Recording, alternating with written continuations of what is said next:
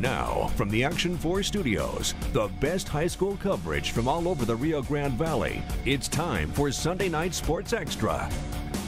Hello and welcome to Sunday Sports Extra. I'm Action 4 Sports Director Clay Williams. Thanks for joining us as we get done with Week 4 of the Valley High School football season and get ready for Week 5 and the first week of district play for many of our teams. Joining me as usual, it is Joe Bowling, Action 4 Sports Reporter, and our special guest this week from the Monitor, it is Greg Luca. Greg, thanks so much for joining us. Thanks for having me, Clay. Well, I want to talk about a game that you were at definitely this past Thursday. It was an incredible game as it was a showcase for Trevor Spates, the McAllen Memorial running back. Valley football history was made. Edinburgh North at McAllen Memorial. Trevor Spates, incredible. On his first carry of the second half, he had a 59-yard touchdown. That put him past Bradley Stephens as the Rio Grande Valley's all-time leading rusher. And Stephens was there to celebrate with Spates. This is the record-breaking run. Trevor used to be up in the stands watching Bradley. Now the roles are reversed. And Coach Bill Littleton coached them both, of course. Very proud. And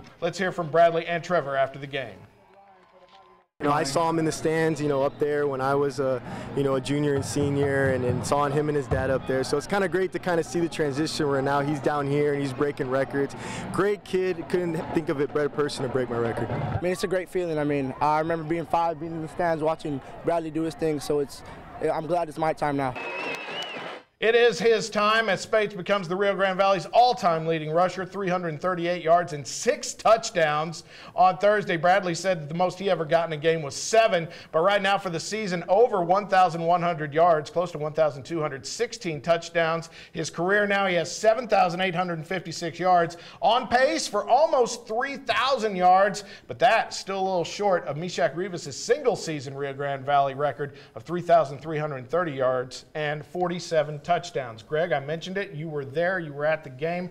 What did you see from Trevor? What have you seen from Trevor? Where does he place in the Valley record books? And when we talk about all-time champions here in the Valley. Right. Well, the thing that surprised me about Trevor in this game is how routine it all felt. When a guy has 250 yards and 4 touchdowns at halftime, normally that's a big deal, but it was just like another day at the park for him. It just seemed like it was a very easy game. And talking to Bradley Stephens, talking to Trevor, talking to Coach Littleton, I don't know if it's debatable that he ranks anywhere other than near the top of some of the all-time Valley greats. The numbers speak for themselves a lot in that respect. And just another great day for him, this game. And to see him 6 touchdowns as a career high, again, it was nothing.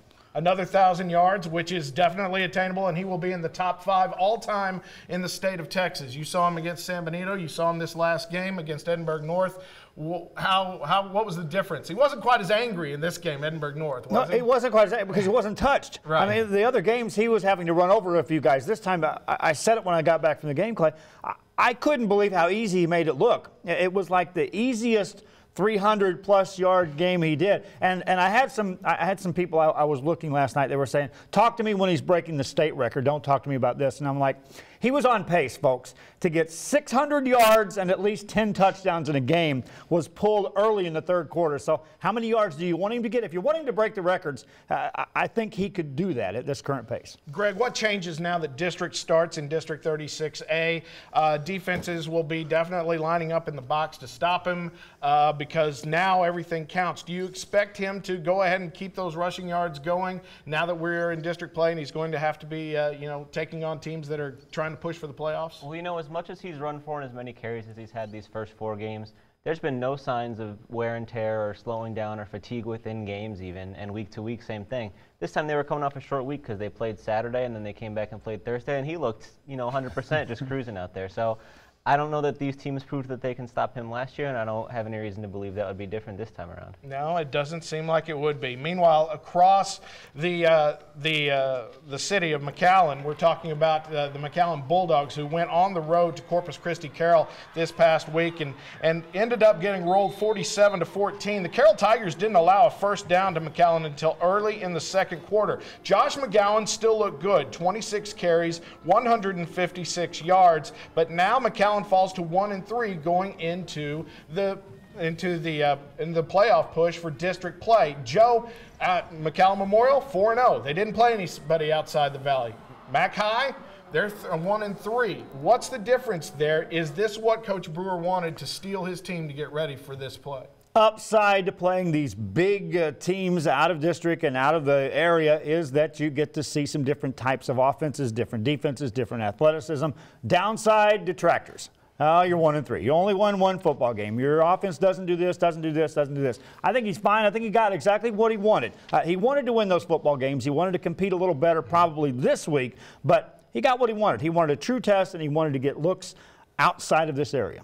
And that's what he got. Greg, what do you expect to see from McAllen now that district begins? Well, I like their offense. I think they have a good offensive line. I think Caleb Youngblood's looked good at quarterback, and I think Josh McGowan's looked good at running back. The defense is where they have their issues. Not a lot of experience there, and when I talked to Coach Brewer after the Harlingen game, he said the group is still trying to find its identity.